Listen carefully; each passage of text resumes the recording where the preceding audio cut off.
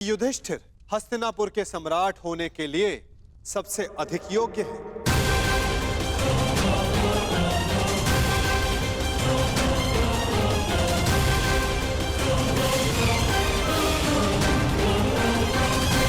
क्षमा चाहता हूं वासुदेव, क्षमा चाहता हूं, परंतु आपके ये दिव्य वचन, आपके ये महान दार्शनिक प्रवचन महामहिम को समझा सकते हैं, महाराज का मन भी परिवर्तित कर सकते हैं, परंतु प्रजा और समाज वासुदेव, उनके सामने युधिष्ठिर के इस पाप को पुण्य कैसे सिद्ध करेंगे?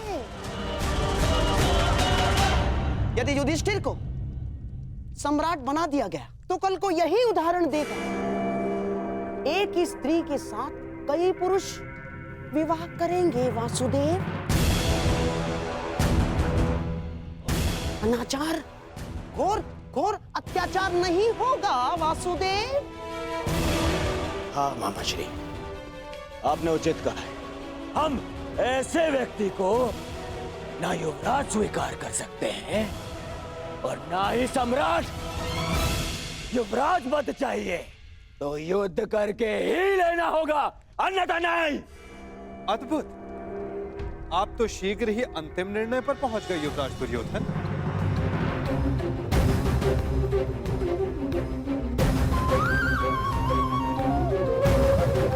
युद्ध किसी भी समस्या का अंतिम हल होना चाहिए, विशेषकर तब जब समस्या पारिवारिक हो। भाई भाई के मध्य युद्ध केवल विनाश को जन्म देता है। तो आप क्या हल सुझाना चाहते हैं वासुदेव? शांति, शांति ही हल है। आप तो देख ही रहे हैं ना वासुदेव, जो एक साथ रह नहीं सकते उनके मध्य शांति कैसे आएगी?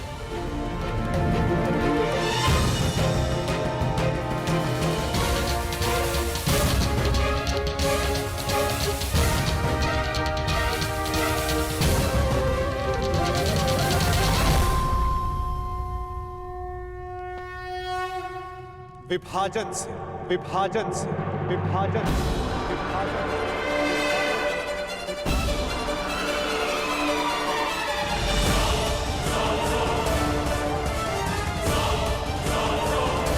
यदि दो लोग परस्पर प्रेम और शांति से नहीं रह सकते, यदि वे एक दूसरे की कार्यशैली और सोच का आदर नहीं कर सकते, तो उन्हें एक दूसरे से दूर रहना चाहिए।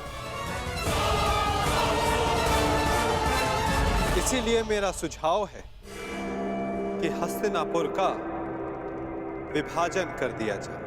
असंभव!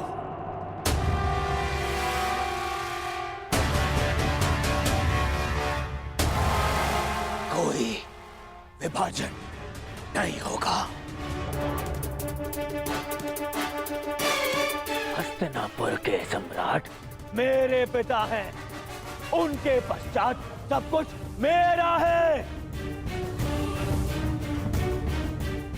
और जो मेरा है वो मैं कदापि पटने नहीं दूंगा।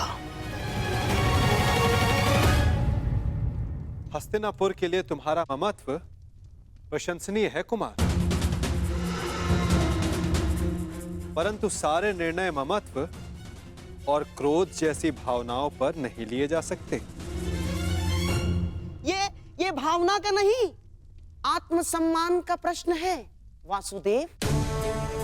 और माना कि आप हस्तिनापुर के निकट संबंधी हैं, परंतु इतने निकट संबंधी भी नहीं कि हस्तिनापुर को बांटने का निर्णय ले सके ना।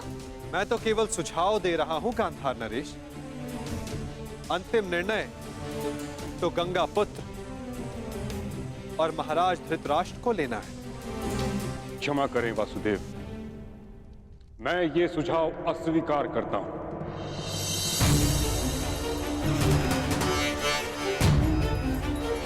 मैंने इच्छा मृत्यु का संकल्प इसलिए नहीं लिया था कि हस्तिनापुर को बढ़ते देखूं।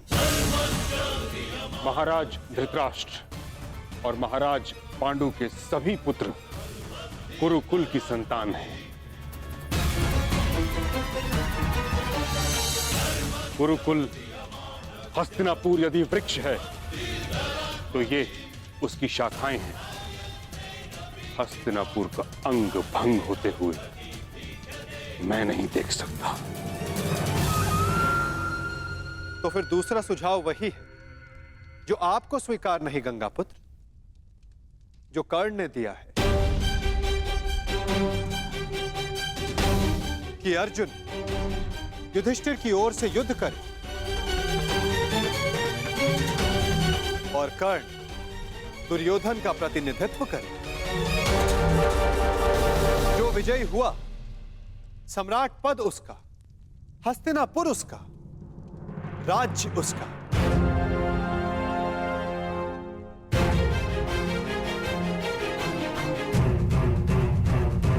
परंतु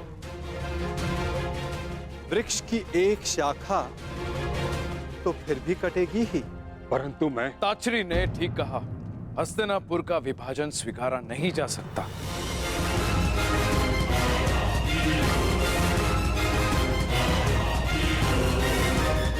यदि दो योद्धाओं का द्वंद्व सम्राट के चयन का निर्णय कर सकता है तो हस्तिनापुर को विभाजन की आवश्यकता नहीं।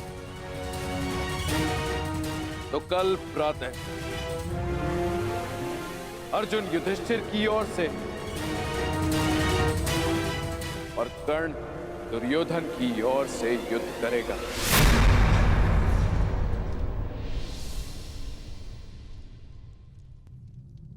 और निर्णय होगा कौन हस्तिनापुर का सम्राट बनेगा।